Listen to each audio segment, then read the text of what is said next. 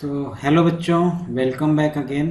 पिछले लेक्चर में हमने यहाँ तक बात किया था, क्लॉक से रिलेटेड प्रॉब्लम था कि अगर आपकी घड़ी में कितना जो भी टाइम बज रहा हो, तो अगर मिरर में आप देखना चाहते हो तो कितना टाइम बताएगा। अब हम लोग थोड़ा आगे बढ़ते हैं अगली स्लाइड में। ये क्वेश्चन दिया हुआ है, जैसा कि हमने बताया था पिछले लेक्चर में कि इमेज से रिलेटेड प्रॉब्लम्स को देखेंगे। इसमें एक क्वेश्चन दिया हुआ है कि a boy of height h wants to see his full image in a plane mirror. Find the minimum length of mirror required. तो ठीक है, इसमें इस क्वेश्चन को करने से पहले एक चीज़ आपको ध्यान रखना है कि जैसे मान लो अगर ये एक मिरर है, प्लेन मिरर। मान लिया ये हमारा एक प्लेन मिरर है, ठीक है। और इस मिरर में अगर मान लो एल लेंथ पे कोई ऑब्जेक्ट है, ये अगर मान लो एल लेंथ पे कोई ये ऑब्जेक्ट है, तो उतना ही दूर पे इसका इमेज भी दिखाई देगा। ये आपको ध्यान रखना है, यानी एल लेंथ पे ही इसका इमेज भी बनेगा। एल लेंथ पे यानी मतलब आप ऐसा समझ सकते हो, ओ और आई का जो मिड पॉइंट होगा वो मिरर होना चाहिए। और ये कंडीशन है, हम हर जगह आपका ही अप्लाई होगा प्लेन मिरर की कंडीशन में, ठीक है। अब आते हैं हमको, ये क्वेश्चन जो दिया गया है उसमें बोला जा रहा है कि एक कोई मिरर है। तो चलो हमने एक मिरर बना दिया ऐसे, इस टाइप से ये हमारा मिरर है, ठीक है। और एक कोई व्यक्ति है, मान लो ये है कोई व्यक्ति जिसका नाम है ए बी। तो यहाँ पे इस पॉइंट पे इसका हेड है, मान लो इस पॉइंट पे हमने हेड मान लिया, और इस पॉइंट पे कहीं इसका आई मान लिया, और ये लेग है। तो मैं इसको दूसरे कलर से चलो मान लिख दे, ये आपका लेग है, ये है आई, यहीं से इसको दिखेगा, मतलब पूरा इमेज अपना इसमें दिखना चाहता है। और ये आपका हेड है, मतलब ये जो भी बॉय है खड़ा है। एच हाइट का बोला गया है, तो कैपिटल एच हाइट हमने बोल दिया, ठीक है। अब ये चाहता है कि इसकी इमेज यहाँ पे जब इस मिरर में पूरा इमेज देखेगा तो देखना चाह रहा होगा, तो उस समय इमेज का हाइट कितना होगा और मिरर का हाइट कितना होगा, ये आपको बताना है। तो अब जैसे मान लिया हमने क्या किया, एक डॉटेड लाइन यहाँ से हमने इसकी आँख से ऐसे मान लो एक डॉटेड लाइन हमने ड्रॉ कर दिया ऐसे, ठीक है। एक डॉटेड लाइन बना दिया, और ये देख रहा है अपनी आँख से। पहले ये मान लो अगर यहाँ देखेगा, ये ऐसे यहाँ से इमेज रिफ्लेक्ट हो रहा है, रेज रिफ्लेक्ट हो रहा है। और अगर ये अपनी हेड को देखना चाह रहा है, तो ये वाला जो रेज है वो यहाँ आना चाहिए, ठीक है। मतलब जितना अपने सर तक, सर से लेकर के पैर तक पूरा देखना चाह रहा है। तो मान लिया अब एक रेज इधर आएगा, और ये हम ये मान के चल रहे हैं कि ये यहाँ से रिफ्लेक्ट हो रहा होगा, मतलब यहाँ से इंसिडेंट होने के बाद यहाँ रिफ्लेक्ट हो रहा है। तो रिफ्लेक्शन के बाद ये जिस पॉइंट पे ये मिल रहे हैं, तो ये इसका मतलब ये हुआ कि इस पूरे इमेज को ए बी को देखना है इसको मिरर में, ठीक है। तो ये इंसिडेंट हो रहा है, इंसिडेंट होने के बाद रिफ्लेक्शन के बाद इसके हेड से पास होना चाहिए, तभी इसका फुल इमेज बनेगा। तो अब यहाँ पे हमने क्या किया, ये डॉटेड लाइन से इसको आगे बढ़ा दिया कि इसका इमेज जो बनेगा वो कहाँ बनेगा।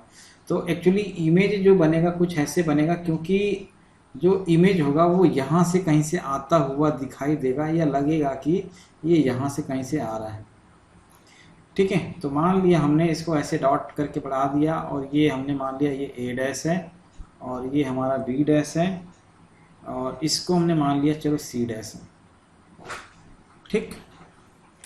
तो इसका इमेज जो बनेगा ए डैश बी डैश जो बनेगा, इसका हाइट और जो मिरर का हाइट है उससे हमको एक रिलेशन निकालना है। तो मान लिया हमने इस मिरर में इस पार्ट को मान लो हमने इसको P और Q और R बोल दिया। ये वाला पॉइंट P है, ये Q है और ये R है। तो PQ लेंथ को X बोल लिया और इसको Y बोल लिया। तो एक्चुअली हमको एक रिलेशन निकालना है जो कि किस में आए, ये वाले में, यानी इमेज में, यानी ए डैश बी डैश में और पी आर में एक रिलेशन हमको बनाना है, ठीक। अब आपको एक चीज़ और ध्यान देना है कि अगर ये एल लेंथ का डिस्टेंस है, ऑब्जेक्ट अगर मान लो खड़ा है मिरर से एल लेंथ पे, तो जो इसका इमेज होगा वो भी एल लेंथ पे ही रहेगा। तो इसके लिए हमने काम किया कि इस छोटे वाले ट्राइंगल को हम लोग ले लेते हैं, ये वाले को मान लिया हमने कलर चेंज करके, ये वाला ट्राइंगल को ले लेते हैं, ए डैश सी डैश और यहाँ पे मान लो हमने ओ ले लेते हैं, ये वाला पॉइंट ओ है, तो इन ट्रायंगल आप यहाँ लिखोगे in triangle A dash C dash O में। तो इस ट्रायंगल को हमने यहाँ से पे अलग से बना लिया ऐसे, इस तरीके से। तो ये पॉइंट है ए डैश, ये है सी डैश, और इसको हमने माना ये है पी और ये है क्यू, जिसका ये वाला लेंथ एक्स है और ये पॉइंट ओ है, ठीक। और अगर आप ध्यान से देखो तो ये वाला लेंथ कितना है, यानी ओ क्यू लेंथ कितना है, एल है, और क्यू सी डैश लेंथ कितना है, क्यू सी डैश कितना होगा, ये भी एल ही होगा, क्योंकि ये दोनों लेंथ इक्वल है। तो अगर आपने 10th में एक थ्योरम आता है, अगर मान लो ये दोनों साइड्स पैरेलल होते हैं तो उनके रेस्पेक्टिव, इस ट्रायंगल में अगर दोनों साइड्स पैरेलल हैं तो उनके रेस्पेक्टिव साइड्स का रेशियो, दोनों ट्रायंगल के रेस्पेक्टिव साइड्स का रेशियो इक्वल होता है। तो मान लिया कि बड़े वाले ट्रायंगल में ये वाले साइड्स का रेशियो इस वाले ट्रायंगल से, यानी इसमें दो ट्रायंगल है, आप ऐसे बोल सकते हो कि O A dash C dash and O P Q में, तो आपने इसको ऐसे लिख लिया A dash C dash divided by P Q.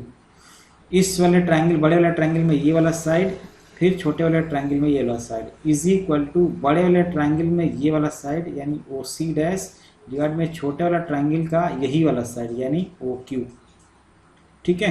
तो ए डैश सी डैश का वैल्यू मान लो हमको अगर यहाँ से निकालना है तो क्या आ जाएगा, पी क्यू का वैल्यू देखो यहाँ से पी क्यू का वैल्यू है एक्स, तो इधर आ जाएगा एक्स, इसको क्रॉस मल्टीप्लाई कर दिया x into O C dash कितना है 2l, और ओ क्यू कितना है, ओ क्यू एल है। तो यहाँ से देखो ये एल एल कैंसिल हो जाएगा, मतलब ये हुआ कि ए डैश सी डैश का जो वैल्यू हो जाएगा वो 2x आ जाएगा।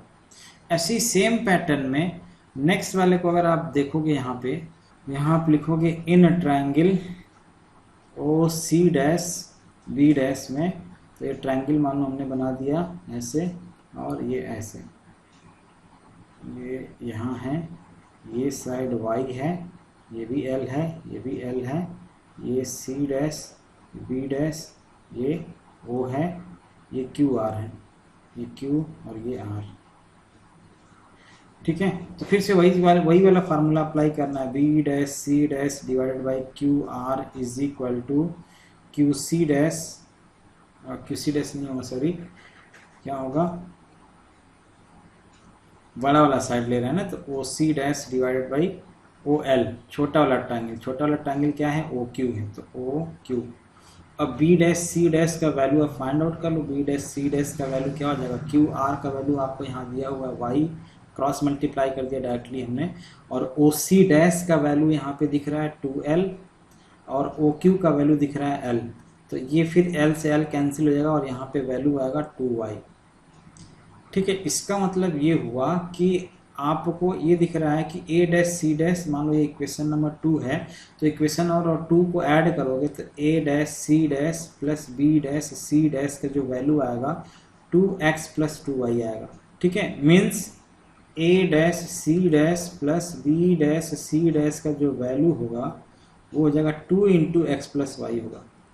अब ए डैश सी डैश और बी डैश सी डैश ये क्या है, लेंथ ऑफ इमेज है, तो आप इसी चीज़ को ऐसे लिख सकते हो, length of image is equal to 2 times x plus y क्या है, लेंथ ऑफ मिरर, तो ये लेंथ ऑफ मिरर हो जाएगा। तो length of image is equal to 2 times length of mirror, ये आपका आंसर आएगा और यही आपका तरीका होता है। अब जैसे आप इसको प्रैक्टिकली घर में देखना चाह रहे हो बना करके, या देखना चाह रहे होगे कि कोई भी मिरर है उसमें आप अपना फुल इमेज देखना चाह रहे होगे, तो आपके दिमाग में आ रहा होगा कि अरे यार, चाहे कितना हो बड़ा मिरर हो चाहे कितना हो छोटा मिरर हो, वो आप जितना दूर होते जाओगे वो उस हिसाब से आपका फुल इमेज बनता जाएगा। नहीं, इसमें एक्चुअली आपको ध्यान क्या देना है कि आप कितना हो दूरी जाओगे, जितना दूर, मान लो जब आप पीछे हटते जाओगे, ऐसे मान को चलो अगर एक्सपेरिमेंट आप करना चाह रहे हो तो कितना हो छोटा मिरर है, आप पीछे हटते जाओ, आप तब तक पीछे हटते जाओ जब तक कि आपका पूरा इमेज उस मिरर में ना दिखे। उसके बाद आप क्या करो, जब पूरा आप अपनी आंख से देखना है, लेकिन ये भी ध्यान रखना है क्योंकि ये जो व्यक्ति अपना इमेज देख रहा है वो अपनी आंख से ही देख रहा है, तो अगर आप अपनी फुल इमेज को देख रहे हो, देखना चाह रहे हो, तो अपनी आंख से देखोगे और तब तक पीछे हटते जाओ जब तक आपका पूरा इमेज उस मिरर में ना आ जाए। उसके बाद जब आप मिरर का लेंथ मेजर करोगे तो वो इमेज का 2 टाइम्स हो जाएगा। मतलब आपका जो इमेज उसमें दिख रहा होगा, पूरा इमेज जब आप अपना देखोगे ना, तो क्या आ जाएगा, मिरर का हाफ होगा। ऐसे समझ सकते हो कि जो लेंथ ऑफ मिरर रहेगा वो इमेज का हाफ हो जाएगा। नंबर ऑफ इमेज हमने बताया था कि नंबर ऑफ इमेज कैसे काउंट करते हैं। तो अब आप यहाँ पे हेडिंग डालो, number of images formed by 2 plane mirror. Number of images formed by 2 plane mirror. 2 mirror के द्वारा किसी भी इमेज को कैसे फॉर्म किया जाता है। तो इसमें पहला कंडीशन हम लोग ले लेते हैं। पहला कंडीशन है when 2 mirror are parallel to each other. When 2 mirror are parallel to each other. ठीक है। अब जैसे मान लिया हम यहाँ पे 2 मिरर को बनाते हैं पैरेलल में। जैसे मान लिया हमने एक मिरर यहाँ ले लिया और एक मिरर यहाँ पे ले लिया। ये हमारा 2 मिरर है और इसका हमने नाम दे दिया, मान लो ये M1 है और ये दूसरा मिरर हमने दे दिया M2 है। दोनों पैरेलल दिशा में एक दूसरे के रखे हुए हैं और एक लाइन हमने ऐसे ड्रॉ कर दिया जिस पे मान लो हम ऑब्जेक्ट को रखेंगे अभी। ठीक है। तो इसके बीच में मान लो हमने यहाँ पे कोई ऑब्जेक्ट रखा, एकदम मिड पॉइंट में रख रहे हैं। जैसे मान लो यहाँ पे 2 सेंटीमीटर है, एक्चुअली डिस्टेंस छोटा ही लेते हैं। तो मान लिया ये 1 सेंटीमीटर है और ये भी इधर भी 1 सेंटीमीटर मिड पॉइंट में, ऐसे समझ सकते हो ये 1 सेंटीमीटर। ठीक है।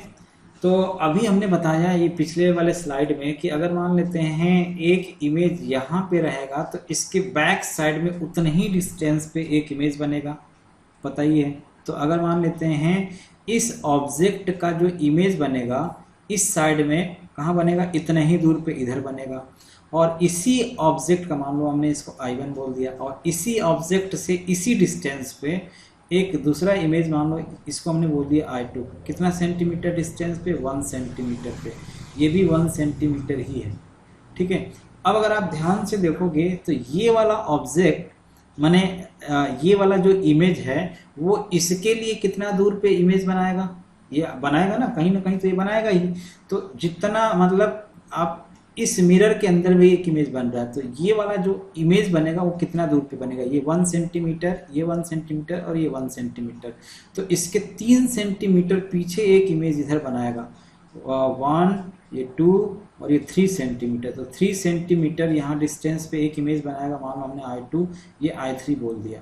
ठीक है। अब यही I3 फिर ये क्या करेगा, इस ऑब्जेक्ट के लिए इमेज कहीं इधर बनाएगा। कितना डिस्टेंस पे, 3 सेंटीमीटर ये और 2 सेंटीमीटर ये। तो 5 सेंटीमीटर पे एक इमेज इधर बनाएगा, I5। ठीक है। और फिर ये I5 जो होगा इस मिरर के लिए इधर कहीं इमेज बनाएगा, कितना, 7 सेंटीमीटर पे। तो उसको हमने मान लो बोल दिया I6 बोल दिया। फिर ये I6 इसके लिए इधर का इमेज बनाएगा। ऐसे ही आपका बहुत सारा इमेज बनता चला जाएगा, इधर भी ऐसे ही बहुत सारा बनता चला जाएगा जब 2 इनफाइनाइट इमेजेस बोलेंगे। ठीक है। ये मान लो ये पहला तरीका है जब 2 इमेज बन रहे हैं। दूसरा तरीका क्या है इमेज बनाने का, अगर आप रे डायग्राम से देखना चाह रहे होगे तो रे डायग्राम से आपका कैसे बनेगा। देखिए रे डायग्राम के जरिए मैं आपको एक्सप्लेन कर देता हूँ कि रे डायग्राम से, जैसे मान लो अगर आपके पास 2 मिरर है, ऐसे ये 2 मिरर है। ठीक, ये 2 मिरर हैं, वही वाले ऊपर वाला केस वाला ही, ये है दूसरा मिरर। ठीक है। ये M1 हो गया और ये M2 हो गया, फिर से वही ऑब्जेक्ट हो गया। और इमेज का डिफिनीशन क्या होता है कि जहाँ भी, जैसे अब इसको अगर मान लो हमने ये डॉटेड करके इसके आगे बढ़ा दिया, तो कहीं जहाँ भी अगर 2 इमेज एक दूसरे को कट करते हैं वहाँ पे क्या बनता है, इमेज बनता है।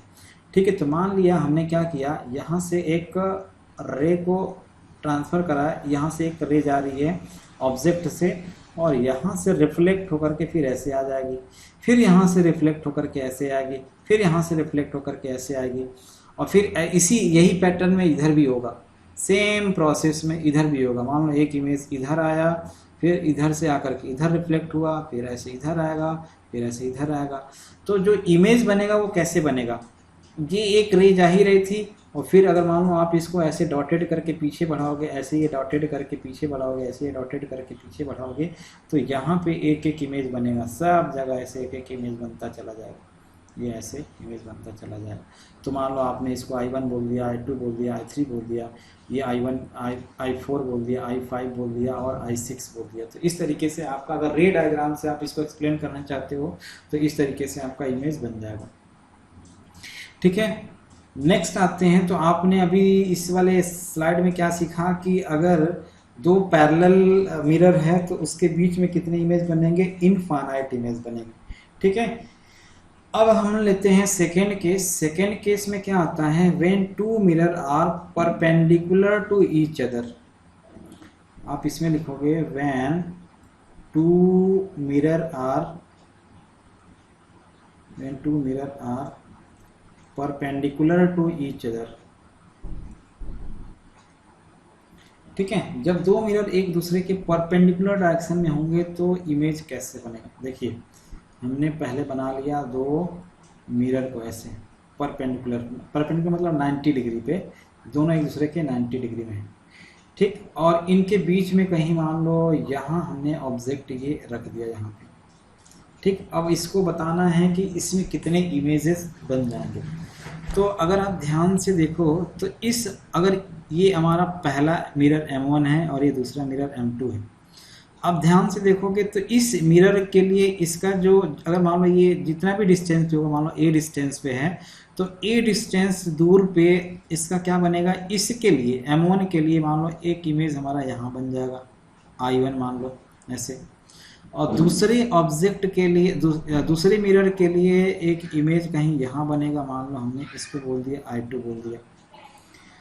ठीक है, अब जब ये I1 और I2 बन रहे हैं इस डायरेक्शन में, तो जो एक तीसरा इमेज बनेगा ऐसे, अब ये जो I2 बना हुआ है, इस I2 इमेज के द्वारा M1 के द्वारा जो इमेज बनेगा इस डायरेक्शन में, इधर साइड में ये I3 पे बनेगा। ठीक है, ऐसे ही I1 इमेज के द्वारा, I1 के द्वारा M2 के द्वारा इस डायरेक्शन में जो, मतलब अगर मान लो आप ऐसे समझ सकते हो कि अगर मान लो ये I1 है और इस मिरर में इमेज बनाना चाह रहे हैं तो किधर डायरेक्शन बनेगा, मान लो हमने इसको डॉटेड करके ऐसे बढ़ा दोगे तो ये कहाँ बनेगा, इधर बनेगा, I3 बनेगा। और ऐसे ही अगर आप इसको इस मिरर को आगे बढ़ाओगे तो ये I2 वाला इमेज किधर बनाएगा, यहाँ I3 पे बनाएगा। तो इसका मतलब ये हुआ कि अगर दो मिरर एक दूसरे के परपेंडिकुलर डायरेक्शन में है तो इसका मतलब यहाँ पे कितने इमेज बनेंगे, 3 इमेज बनेंगे। तो ये तो हमने मान लो मिड पॉइंट का यूज़ करके हमने बनाया। और अगर मान लो आप रे डायग्राम बनाना चाहते हो तो रे डायग्राम से आपको और ज़्यादा क्लियर हो जाएगा। देखो, हमने इस तरीके से दो परपेंडिकुलर मिरर हमने रख दिया, M1 है और ये M2, और यहाँ पे इस पॉइंट पे हमारा कहीं ऑब्जेक्ट है। ठीक है, तो पहले तो एक रे परपेंडिकुलर डायरेक्शन में दोनों डायरेक्शन में जाएगा। यहाँ पे एक मान लो हमने वो करा दिया, इंसिडेंट करा दिया, और एक दूसरा यहाँ पे इंसिडेंट करा दिया, और तीसरा मान लो यहाँ कहीं भी यहाँ इधर इंसिडेंट होगा। ठीक है, तो जो परपेंडिकुलर डायरेक्शन में जो आएगा ये ऑब्जेक्ट है, तो जो परपेंडिकुलर डायरेक्शन में आएगा इसको हमने डॉटेड करके यहाँ कहीं पीछे हमारा इमेज बनेगा, और ये इंसिडेंट होकर के ये इस मिरर पे इंसिडेंट हो रहा है तो ये रिफ्लेक्ट होकर के ऐसे कहीं चला जाएगा। तो अगर आप इसको ऐसे पीछे बढ़ाओगे तो ये यहाँ कहीं हमारा इमेज बनेगा। इसको हमने मान लिया I1 बना लिया, ये I1। ठीक है, इसके बारे में भी हम लोग बात करेंगे। पहले हम इस वाले मिरर पे बना लेते हैं कि अगर इधर में भी तो वही केस आएगा, जैसे ये I1 बना है तो ये मान लो इंसिडेंट हुआ और फिर वापस रिफ्लेक्ट हुआ, तो इसको हमने डॉटेड करके इधर कहीं जो भी पॉइंट बनेगा इस पे इमेज बनेगा। फिर ऐसे ही इस पॉइंट पे कहीं इधर इंसिडेंट होगा, ऐसे इंसिडेंट हो रहा है और इंसिडेंट होकर के ऐसे रिफ्लेक्ट हो जाएगा। तो अब हमने क्या किया, इसको डॉटेड करके यहाँ कहीं पॉइंट बनाया और इसका नाम हमने रख दिया I2।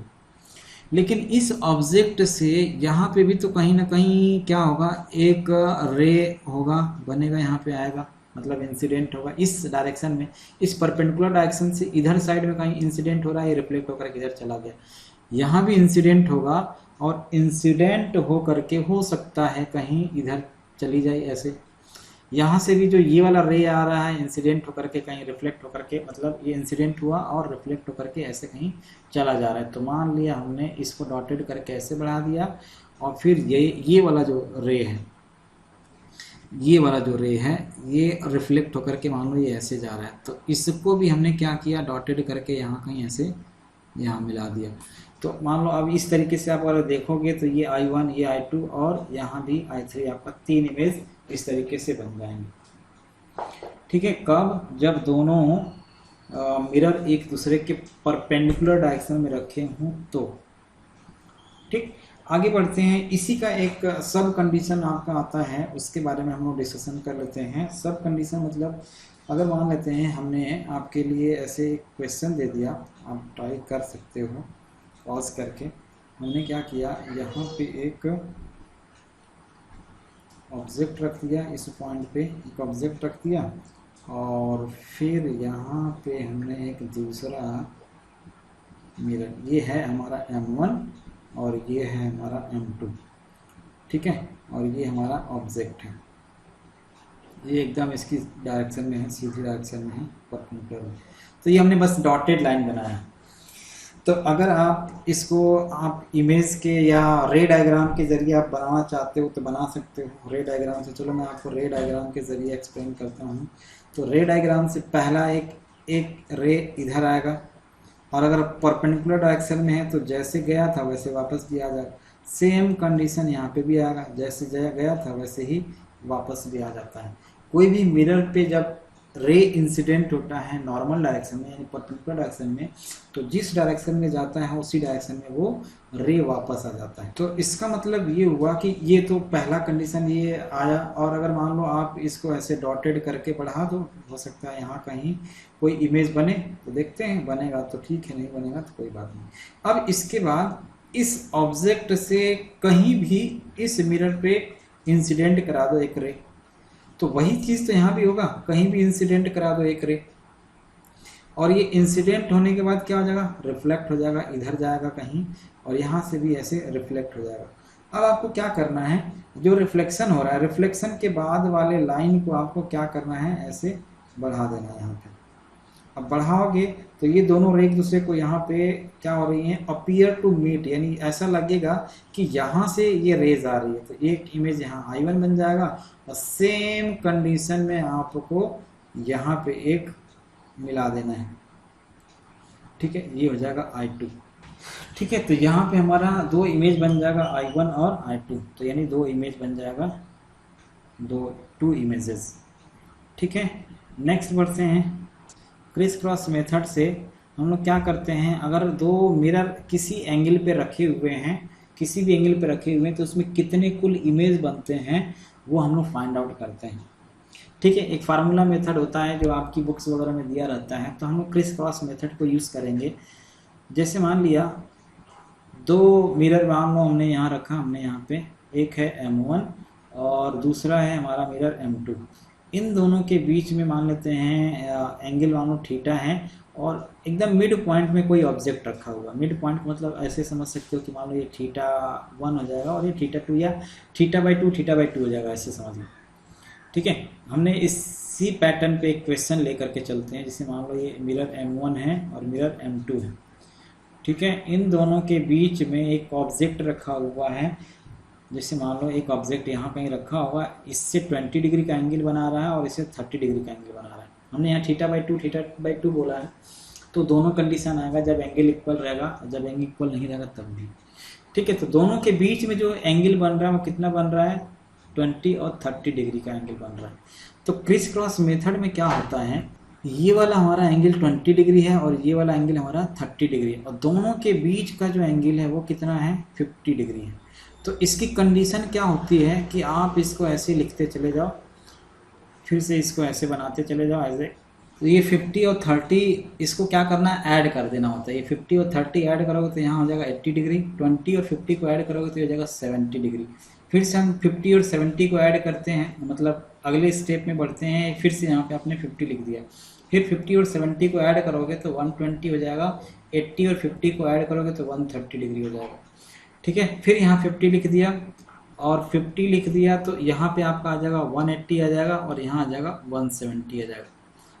ठीक है, ये 170 आ गया और यहाँ पे आपने लिख लिया क्या चीज़, 50।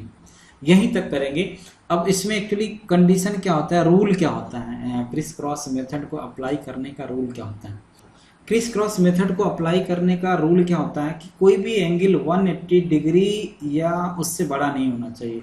180 डिग्री एंगल है तब भी हम उसको काउंट नहीं करेंगे, या उससे ज़्यादा है या उससे बड़ा है तब भी हम काउंट नहीं करेंगे। एंगल क्या होना चाहिए, लेस देन या इक्वल टू, अगर लेस देन 180 डिग्री होना चाहिए। अगर कोई भी एंगल 180 डिग्री है तो उसको काउंटिंग नहीं करते हैं। तो अगर मान लो मैं इमेज काउंट करूँ तो ये पहला इमेज, दूसरा इमेज, ये तीसरा इमेज है, ये चौथा इमेज है, पाँचवा, छठवां और ये सातवां। इसको हम लोग काउंट नहीं करेंगे क्योंकि 180 डिग्री से ज़्यादा हो गया या 180 आ गया। अच्छा, पहला रूल है कि इफ़ एनी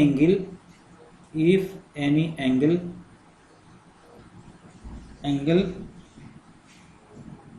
ग्रेटर देन और इक्वल टू 180 देन स्टॉप, यानी उसके बाद आपको बंद कर देना है काउंटिंग करना। सेकेंड रूल ये है कि ये तीनों का जो सम होना चाहिए, यानी पहला, दूसरा और तीसरा, तीनों का जो सम है अगर वो 360 डिग्री आ रहा है, मान लो इसको हमने पहला बोल दिया है वैल्यू, दूसरा, तीसरा, तीनों का जो वैल्यू है वो 360 आ रहा है, तो भी तो उस कंडीशन में हम लोग क्या करते हैं, इस कंडीशन में इस पूरे को, यानी इसको और इसको सिर्फ सिंगल काउंटिंग करते हैं। सिंगल काउंटिंग का मतलब ये हुआ कि हो सकता है जैसे ओवरलैपिंग का केस आ जाता है। ओवरलैपिंग का केस मतलब ये हुआ कि एक ही इमेज दो मिरर के द्वारा एक ही पॉइंट पे बनता है। जैसे अभी हमने पिछले ये वाले में हमने बनाया था, इस मिरर के द्वारा भी यहीं पे इमेज बन रहा है और इस मिरर के द्वारा भी यहीं पे इमेज बन रहा है, तो ये ओवरलैपिंग वाला केस बन जाता है, मतलब एक ही पॉइंट पे दोनों इमेज बनते हैं। तो इसलिए हम इस कंडीशन में क्या करते हैं, तो ये कंडीशन जो हमारा होता है उस कंडीशन में सिर्फ एक ही इमेज को काउंट करते हैं। ठीक है, या उसके अलावा और क्या है, अगर मान लो दोनों एंगल इक्वल हो गए, दोनों एंगल इक्वल हो गए तो दो इमेज आएंगे। जैसे मान लो यहाँ भी 150 आ गया और यहाँ भी 150 आ गया, लेकिन तीनों का जो सम आ रहा है वो 360 नहीं आ रहा है, तो इसका मतलब ये हुआ कि वो अलग अलग काउंटिंग करेंगे। ठीक है, अलग अलग काउंटिंग करेंगे, ध्यान रखना है, अलग अलग काउंटिंग होगा।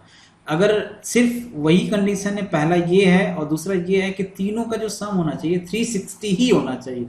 360 से ज़्यादा होगा तो ओवरलैपिंग का केस नहीं आएगा, सिर्फ 360 डिग्री होना चाहिए। 360 डिग्री है तो आप इसको आप इस तरीके से फाइंड आउट कर सकते हो। ओवरलैपिंग के केस में एक ही मिरर काउंट होगा, एक ही इमेज काउंट होगा। ठीक है, अब जैसे मान लो इनसे रिलेटेड एक आध क्वेश्चन देख लेते हैं।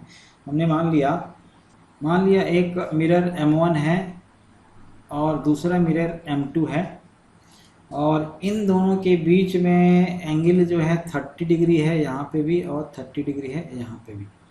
ठीक, तो अब इस केस में आप बनाओ, यहाँ पे पहला है, दोनों के बीच का टोटल एंगल कितना है, 60 डिग्री है यहाँ पे। ठीक है, 60 डिग्री है और यहाँ 30 और यहाँ भी 30 है। तो अगर आप बनाओगे तो फिर कैसे आएगा, ये 60 होगा, 60 + 30 यहाँ 90 होगा, यहाँ भी 90 होगा। ठीक है, फिर उसके बाद आगे बढ़ते हैं, ये 60 हो जाएगा, 90 + 60 150 हो गया, यहाँ भी 150 हो जाएगा। फिर से आगे बढ़ते चले जाओ ऐसे ही, तो ये हो गया। अब ये आपका आ जाएगा 50 + 60, ये आगे आ जाएगा, 180 से आगे चला जाएगा, तो इसको हमको नहीं लेना है। ठीक, अब हम लोग इमेज काउंट करते हैं। इमेज काउंट करोगे तो ये आ जाएगा 1, ये 2, ये 3, ये वाला 4, ये 5 और ये 6 इमेज आ रहा है इस तरीके से। लेकिन अगर आप ध्यान से देखो तो ये 150, ये 150 और ये 60, 150, 150 और ये 60 कितना हो जाएगा, 360 डिग्री आ जाएगा। तो 360 का मतलब ये हुआ कि इन दोनों में से पाँचवें और छठवें में से किसी एक को लेना है। मतलब यहाँ पे कितने इमेज बन जाएंगे, 5 इमेजेस बन जाएंगे सिर्फ। किसी एक को लेने का मतलब ये कि ये 4 ऊपर में दिख रहा है, ये 5वें या 6वां, ये क्या हो रहा है, ओवरलैपिंग का केस बन रहा होगा, इसलिए यहाँ पे यानी एक ही पॉइंट पे बन रहा होगा इमेज, इसलिए यहाँ पे हमको क्या करना है, एक ही इमेज को काउंट करना है। ठीक है, इस तरीके से आप इसको फाइंड आउट कर सकते हो। एक और क्वेश्चन हमने मान लो ले लिया इसी पैटर्न में, हमने लिया अगर मान लो 2 मिरर है और दोनों के बीच का एंगल है 72। ठीक है, एक मान लो यहाँ पे 40 बना रहा होगा और एक 32 बना, ये 40 है, इसको 32 मान लेते हैं ऐसे, ये M1 है और ये M2 है, कोई फर्क नहीं पड़ता है कौन सा ज़्यादा है कौन सा बड़ा है। तो दोनों के बीच का एंगल हमने यहाँ लिख लिया 70, एक को हमने 40 लिखा और दूसरे को 32 लिखा, बनाते चले जाओ। ये 70 है, यहाँ भी 70 आएगा, फिर अगले स्टेप में भी ये भी 70 आएगा। तो अब ऐड करते हैं ना, तो ये हो जाएगा 70 + 30 102 आ जाएगा, 40 + 70 110 आ जाएगा। फिर आप इसको ऐड करोगे तो ये आपका बन जाएगा यहाँ पे अब 180 आ जाएगा, तो इसको हटा ही देना है और यहाँ आ जाएगा 172 आ जाएगा। ठीक है, तो अगर आप काउंट करोगे, इमेज काउंट करोगे तो ये हो गया 1, ये हो गया 2, ये 3, ये 4 और ये 5 इमेजेस। दोनों एंगल को जस्ट सपोज मान लो मैंने इसको भी 36 ले लिया और इसको भी 36 ले लिया, तो फिर ऐसे केस में 4 इमेजेस बनेंगे। आप यहाँ पे देख सकते हो, आप निकाल के देख लो, यहाँ पे आ जाएगा, ये है आपका 70, ये 36, ये 36, ठीक है, ये है 70। तो फिर ऐसे आप बनाते चले जाओ, ये 70 है, यहाँ 36 नहीं हो, कितना आ जाएगा 106 हो जाएगा, 106, यहाँ 106, 70 और 30 106। ठीक है, फिर आप इसको ऐड करोगे तो कितना आ जाएगा 176, यहाँ भी 176 और ये आपका 70 ऑलरेडी है, ये 72 है, ये 72 है। तो 72 ऐड करोगे तो 108 हो जाएगा, ये भी 108 हो जाएगा, तो ये बन जाएगा 180 और ये भी 180। तो इसको काउंट नहीं करना है। तो अब ऐसे देखो, ये 1 2 3 और 4 इमेजेस बन रहे हैं। ठीक है, तो ये हमारा क्रिस क्रॉस मेथड रहा और क्रिस क्रॉस मेथड से आप इस तरीके से इमेज को फाइंड आउट कर सकते हैं। तो केस 1, यदि if theta is the angle between 2 plane mirror, then case 1 is what, 360 divided by theta is equal to n। तो अगर यहाँ पे आपका कंडीशन आएगा if n is even, if n is even, then object placed, then number of images will be n-1। मतलब अगर n यहाँ पे इवन आ जाता है तो हमेशा ये क्या आएगा, n-1 इमेजेस बनेंगे। और केस 2 में क्या होता है, केस 2 में थोड़ा सा अलग केस बन जाता है। मान लो केस 2 में अगर मान लो इफ़ n इज़ ऑड, वही 360 डिवाइड बाई थीटा के बाद अगर n ऑड आ जाएगा तो क्या केस बनेगा। तो इसमें पहला केस कंडीशन आ जाता है कि फॉर सिमेट्री क्या होता है अभी मैं बताऊंगा क्यों होता है symmetry. For symmetry number of images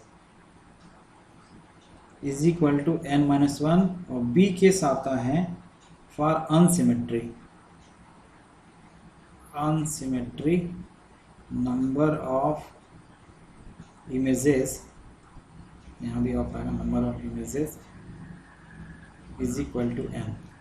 ठीक है, तो क्या सिमेट्री क्या होता है उसके बारे में, जैसे मान लो 2 मिरर ऐसे रखा हुआ है और अगर दोनों एंगल ये भी थीटा है और ये भी थीटा है, अगर दोनों एंगल थीटा है तो इसका मतलब ये होता है कि जो केस आएगा वो सिमेट्रिकल होगा, ये सिमेट्री का कंडीशन है। ठीक है, और अगर मान लो 2 मिरर रखा हुआ है और दोनों के बीच का एंगल अलग अलग है, मान लो ये θ1 है और ये θ2 है, तो वो अनसिमेट्री का केस कहलाता है।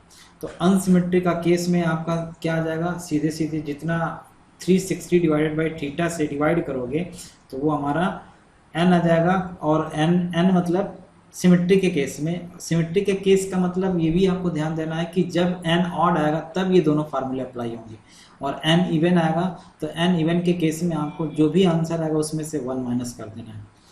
ऑड के केस में सिर्फ आपको क्या करना है, सिमेट्रिकल रहेगा, यानी दोनों थीटा आएंगे, मतलब दोनों थीटा इक्वल रहेगा। जैसे अभी हमने पिछले वाले इसमें दो कंडीशन, मतलब अगर मान लो हमने यहाँ पे 40 और 72 लिया तो 40 और 72 क्या हो जाएगा, अनसिमेट्रिक का कंडीशन आ जाएगा। और अगर मान लो हमने यहाँ पे 36 और 36 लिया है तो ये कौन सा कंडीशन आ जाएगा, सिमेट्रिक का कंडीशन आ जाएगा।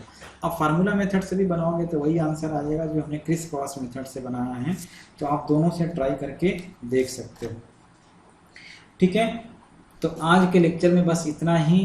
कैसा लगा ये लेक्चर, थोड़ा सा राइटिंग मेरा गड़बड़ है तो उसके लिए हमने बार बार इसको बोल करके बता रहा हूँ। और इसमें अगर आपको कहीं प्रॉब्लम होती है, कोई डाउट होता है तो आप कमेंट बॉक्स में कमेंट करिए। अगर आपको अच्छा लगा वीडियो तो प्लीज़ सब्सक्राइब, शेयर और कमेंट करिए, ठीक है। तब तक के लिए thank you and have a nice.